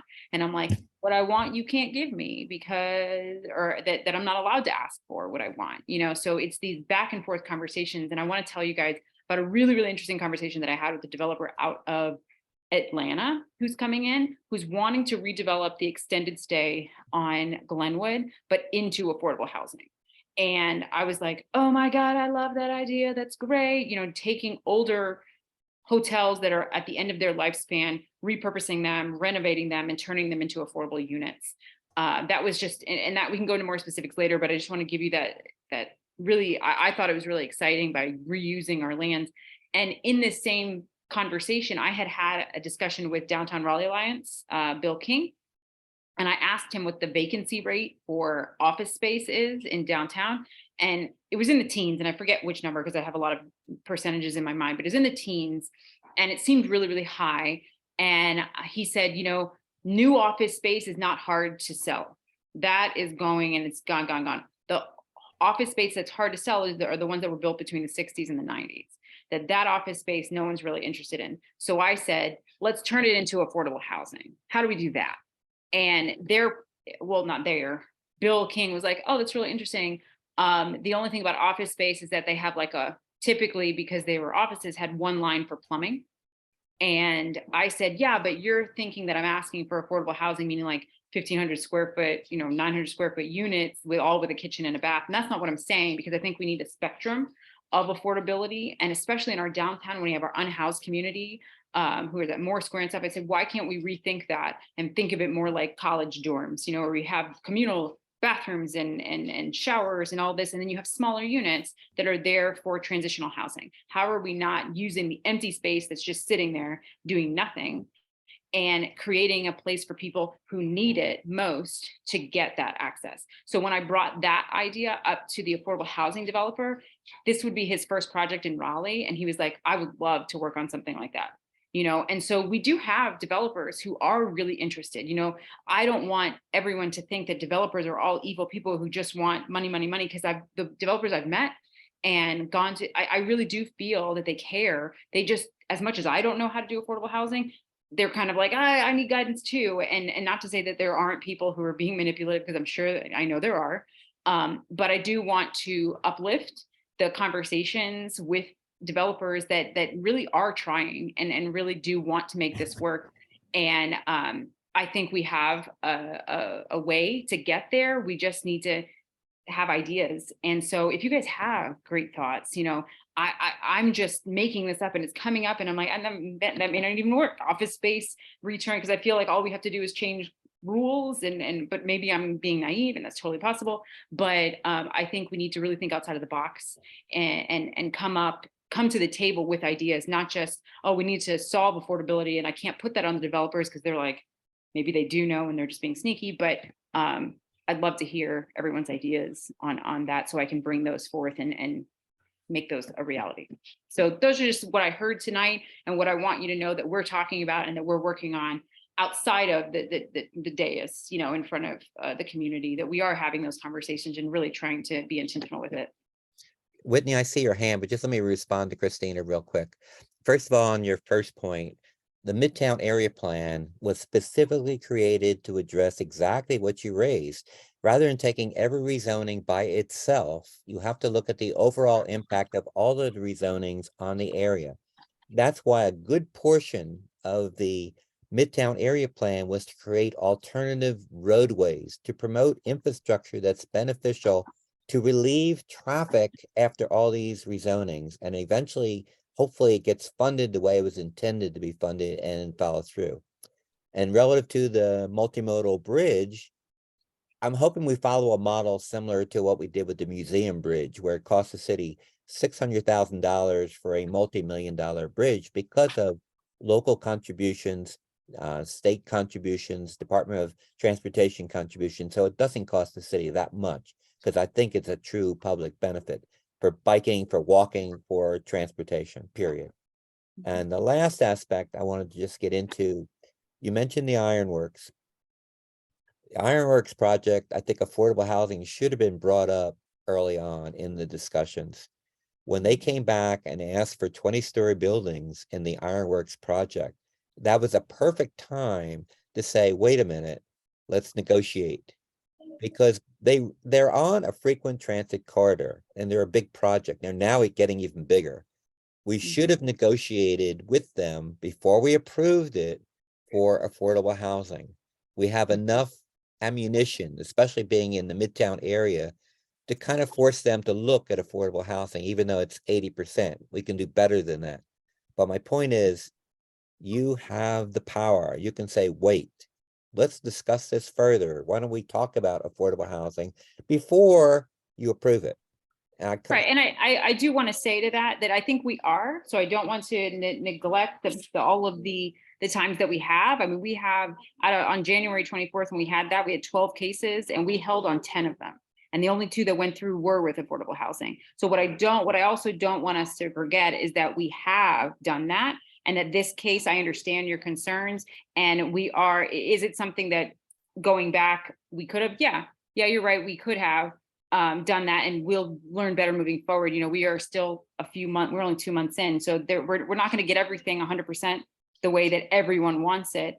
That case specifically, when talking to Corey, he was really excited about it. And it was a case that maybe we didn't do and I don't want to talk about we, maybe I'm going to speak only for me. Maybe that's just something that I was like, this sounds good. It seems like a good place for it.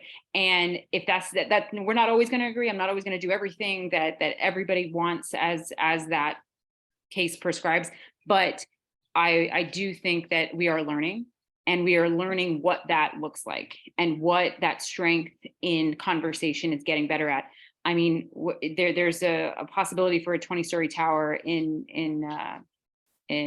Briar Creek on a revitalized, or they're repurposing, some areas. And I'm like, oh my God, that's so exciting. But I did have that conversation about affordability. And it may not be the exact thing that we think is going to be the perfect answer to affordability. But as we take these little pieces, and say, okay, this is a piece of the puzzle, and we're starting to put it together. What I don't want you guys to expect from us is perfection on every case. That's not going to happen. There are going to be some cases that fall through that are not something that is the perfect answer, but we are trying. And I think for just being a few months in and holding off and being able to have longer conversations on a lot of other cases. I mean, you have the Dixted area study going to growth and natural resources. So I would ask that as we move forward, we understand that we're not going to get every case 100%, 100% of the time.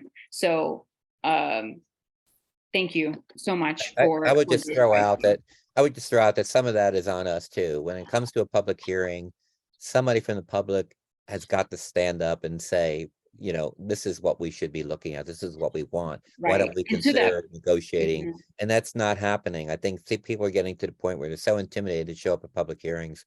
It's just not happening. And to that point, also remember that we are getting like a deluge of cases. And it is something that as a part-time counselor and having like some things I may not have given the perfect amount of attention because I wasn't getting the emails from North, like I did for North Hills, like I did for this. So to me, I didn't hear anything. And I went, you know what, if everybody's cool with it, then I'm gonna go, because my attention was on all these other cases that were very, very important, making sure that there wasn't affordable housing put into a floodplain. Doing all this. So making all of those, and maybe a case slip through because there's just so many cases right now that it's hard for, and I'm again, just speaking for me, that it's hard for one person to just be perfect on every single one. So I'm going to ask for a little bit of grace, just because there's so much happening all at once. And that we also uplift the things that we are getting, maybe not 100% right, but we're getting it, and we are listening. Which is a big cry from where we were before. So we're not going to get it all, but we're going to try our darndest for sure. We do understand. Thank Whitney, you. I'm sorry I cut you off. Yeah, I wanted several things. I'll just go through real quick. I think what Christina's talking about creative solutions for affordable housing.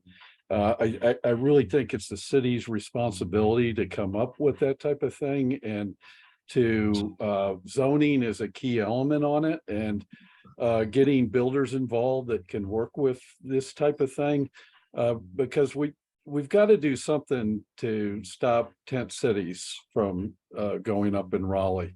And I can't say, one of the things we have to do is find out why it's happening. And I think part of it, I don't know, but it has to do with availability of housing. And we used to not have these problems in Raleigh back in the old days. You could go over and get a pretty nice apartment in an apartment complex, and it was affordable. But I think that I like that thing with the office buildings. I think that's pretty neat. Transportation, with what, for what Patrick was talking about, I think buses are necessary. I like buses. They're scalable up. You can always run more bus routes and put more buses out there. But at the end of the day, I don't see bicycles as being, it's great to have, I was just out in the bike paths today, and there's places where I think bike lanes are great, but it's something for enjoyment. And I just don't see where bikes are ever going to solve our transportation problems. People just, I think we're kidding ourselves with that. It's not, if 15% improvement on our traffic capacity, or on our traffic levels, taking it down 15% really doesn't do that much. And I'm concerned what I'm hearing, if I go do the math with the trains are not going to significantly take our traffic down. It's a great novelty, and for the certain people riding them, it's a great thing, but buses are necessary because there's this certain groups of people who need transportation, and that's it. Trains, I just really don't see doing too much for the traffic thing. I can just do the math on what it's going to do. Missing middle growth, I think some of this is very necessary, but I think we're doing it on steroids, and I think part of the problem is our fast growth, that companies coming in here are getting too big of tax breaks, and that they need to, we need to start dealing a little bit better, and maybe that means turning down some of these companies that are coming in here and not giving them as sweet a tax deal. You don't have to take everyone who comes in. And I realize that's a complex issue because it's just not us that's dealing, it's the county and the other Durham and everything else. And it's a complex issue, but maybe we're just growing a little bit too fast. And I don't like this thing I hear that, okay, well, we're for each 1% increase, and correct me if I'm wrong on this, but what I'm hearing is that a 1% increase in population is causing a 3% increase in expense. And I really don't understand that, because so what we're really saying is the infrastructure expense, I think, of increasing it is being burdened by the regular taxpayers. And while the companies that are coming in are getting a massive tax break to come in. So I don't know. That to me is not a real good number there. That means the people in the community. And the problem is you've got a lot of people benefit from the economic growth, but a lot of people in here are, especially in North Raleigh, in my district, are on a fixed income. They're getting Social Security, and now their property taxes are going up. So I just wanted to take the opportunity to give some of that input. I'm sort of just based on some of the things that Patrick said. Cynthia? Yes, I just wanted to comment on the affordable housing. I think that's a great idea, Christina, about repurposing. And I want to send you an article. I also participated in some city council discussions in the town of Pittsburgh a couple of years ago on behalf of a client, and they had the most creative affordable housing plan.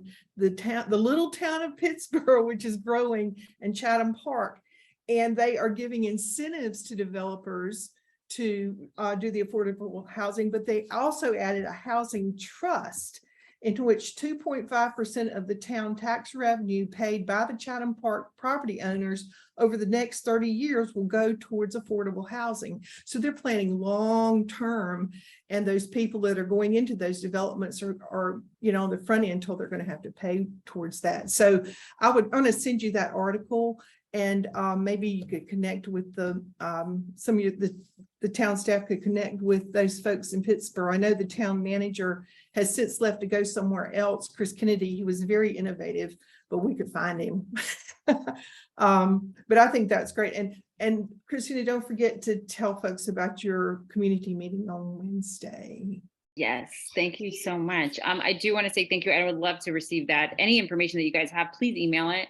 And I would, if you are emailing it, go ahead and do it to city council members as a whole so that we all see it and we can all talk about it. So it's not just one of us going, oh, let me tell you this, let me tell you. Just email to the whole email group so that we know. And before we get to the last, because I know David has his hand up, I do want to shout out March 1st. So Wednesday, we have our District A and District E. So the district that you guys are currently in, Midtown, we are having a community meeting at Sartoma Art Center. It'll be Mary Black and I. It's going to be a great meeting. We'll have some artists there to just display their art. Then we're going to have both the North Carolina House Representative Tim Longus, North Carolina Senate Lisa Grafstein over in your area. They're going to be giving just a high level this is what's going on. This is how you can help, how you can have your voice heard.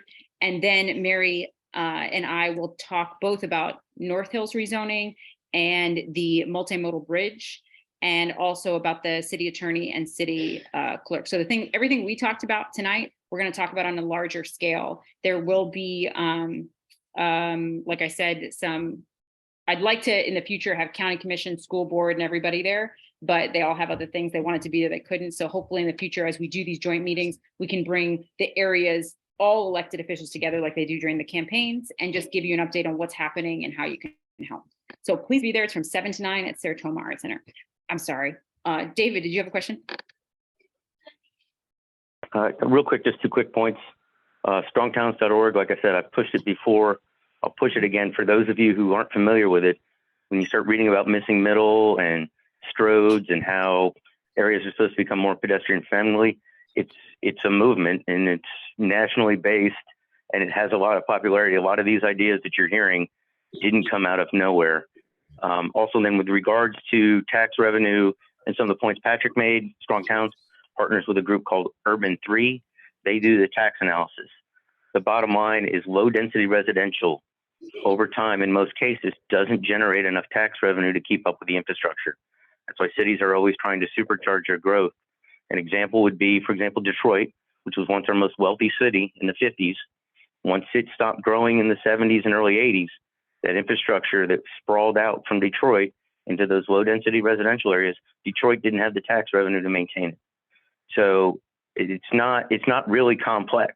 It's a numbers game. It's a math game about the tax revenue that you pull in over 30, 40 years in a neighborhood, how dense that neighborhood is, and does that tax revenue that's pulled in pay for the infrastructure and pay for replacing that aging infrastructure that Bynum talked about. So it's really just a numbers game, and you just have to spend the time doing the reading and doing the research to understand how those numbers work. But both of these groups, Urban 3 and strongtowns.org, I would tell you there are a lot of planning departments that get their newsletter, their daily blog, or what have you. These ideas are not coming out of thin air. This is a movement that's taking over planning departments nationwide. Thanks, David. And I think we're all aware of it. I mean, anybody follows what's going on nationally, I think, they see the same thing. And I'm just going to address, there's 2 things that came out of tonight that I picked up on anyway. One, I think we do need to have a general conversation about transportation in Raleigh. They need to figure out once and for all which roads are going to be main transport vehicles for cars. You can't ignore cars. Cars are here and they're going to stay for quite a while. If you're going to have travel on major roads like Six Forks, Falls and Noose, Capitol Boulevard, where are the fingers that you want to have improvements on? But the same thing applies going across the city. And I think that's the area we're neglecting the most, is how do you go east-west? And that's getting to be more and more difficult. And that's what causes people to go through neighborhoods and try to find main thoroughfares. There's very few roads that go east-west. And the other thing, David, you hit it on the head. I think there's got to be a model that's out there. And I've seen Patrick talk about it, especially when we were talking about bringing a new territory into Raleigh. There is a core cost. And I think you need to look at the core cost before you bring a development on site and see if that development exceeds that core cost and then adds benefit back to the city on a tax basis. So you're exactly right. And that's a conversation for another day. So I think both of those are conversations for the future, and I appreciate your input. David, you have something else to say? David? Your hand's still up, David? No, I just forgot to lower my hand. I'm sorry. Give me a minute. Okay. Anybody else have anything to add tonight? I'm sorry, one more thing. I'm so sorry. As we're talking about annexations, I just wanted to point out that what came out in discussions, we have about 8 annexations that totals many, many acres, hundreds of acres, both in Northeast and Southeast Raleigh. And the concerns that came in the reports are that the fire station brought up that they do not have the current planning to support those annexations at this time. So as we are having those discussions, there's a big hold on annexations, not meaning that we're not going to do it, but just that we are asking more questions about, well, why would we approve it if on day one, when we approve that, then the fire department's responsible. So if there's a forest fire before anything ever gets built and they don't have the resources, the response time is severely affected. And we as a city are already behind. We're supposed to be at 4-minute response time, and we are currently at 5 minutes and 20 seconds. So if we're already behind both, and that's equipment, stations and personnel, then we have to be very cautious as a council before we just go ahead and improve and say, yeah, come in. So not only for the transit and, you know, the sprawl effect that we don't want, but also for how are we taxing our own resources. So as you watch those discussions, know that that's where our minds are. It's not a no because we don't want development. You know, it's not that. It's that we're listening to other departments say we can't handle this. We don't have what we need. And we have to listen to that before we just go after our dreams of having everything, you know? So that's what's going on. I just wanted to put that into context for you. Okay. Yep, thank you. Anybody else? Well, I think it was a very productive meeting tonight. Oh, who's that? Still got their hand up. Hey, just Larry, a quick thing, because I know we're closing out, but in terms of job openings, the city is also looking for a communications director. So real important role. If people know anybody, that's something we need to get filled and filled with somebody that's well qualified. Yep. I can't believe I can't fill that internally myself, but so be it. They didn't last time either. So Same thing yeah. with finance. I can't believe they didn't do that internally. So be it. Remember, we have a 14% vacancy rate in the city. We're missing 612 full-time positions. We didn't forget. Find people to apply. Help us. We didn't forget. Well, thank you all for your attendance tonight, and we'll try to get the video up and the chat out there so you guys can see the results of the meeting. And I don't know about you, I really appreciated having Patrick and Bynum, and they gave me plenty of matter to talk about for the future. Thank you. Have a good night. Night, y'all. Thank you. Good night.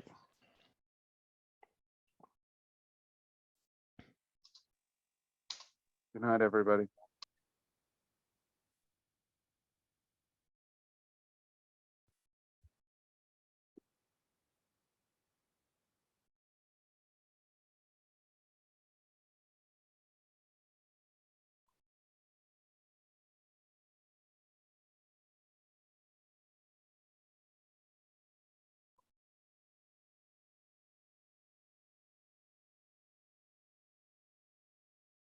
Night, y'all.